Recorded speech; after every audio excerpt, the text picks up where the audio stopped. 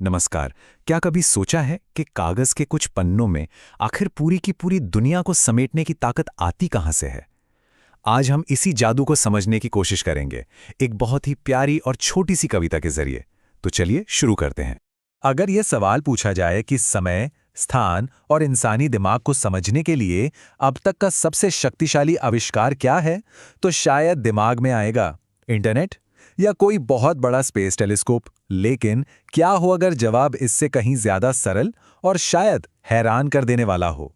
जी हां, एक किताब।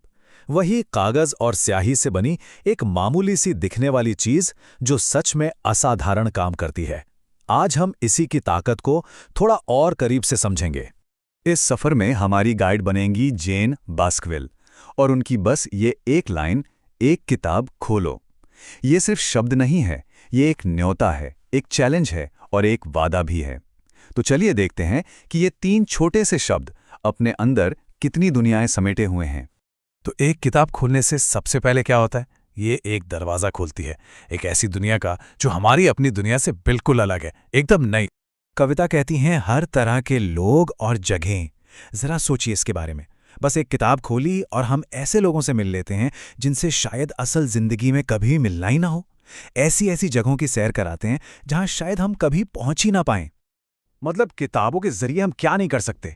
हम इतिहास की गलियों में घूम सकते हैं, आने वाले कल की कल्पना कर सकते हैं, और हाँ, घर बैठे बैठे ही पूरी दुनिया नाप सकते हैं। और सबसे जरूरी बात, हम दुनिया को किसी और की नजरों से देख पाते हैं। लेकिन बात सिर्फ बाहर की दुनिया देखने पर ही खत्म नहीं होती।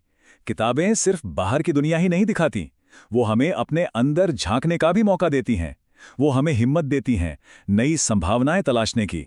जो कुछ भी आप बनना चाहते हैं, सोचिए कितनी कितनी पावरफुल लाइन है ये। ये सिर्फ एक वादा नहीं है, ये एक चिंगारी है, एक प्रेरणा।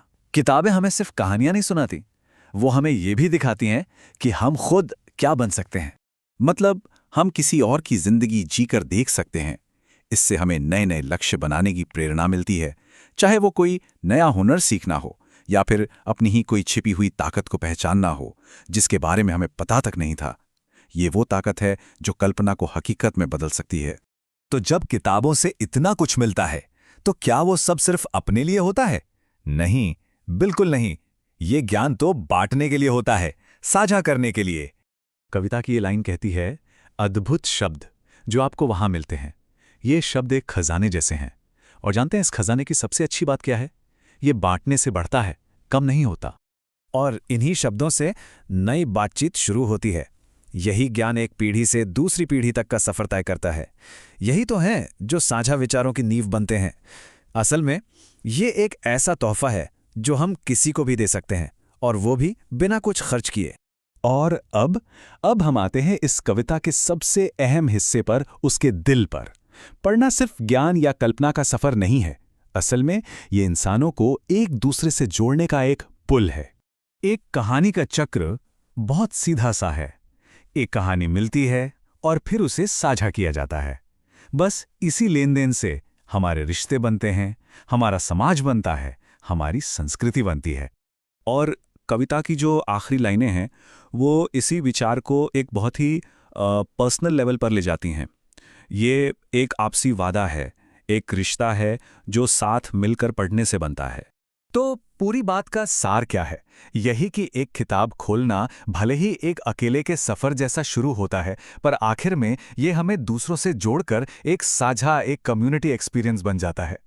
तो सवाल ये उठता है कि अगली कौन सी दुनिया की खोज होने वाली है? जेन बास्कविल की कविता हमें यही तो याद दिलाती है कि हर बंद किताब में एक पूरी कायनात छिपी होती है। तो बस अगली किताब खोलिए और देखिए कि वो आपको कहां ले जाती है।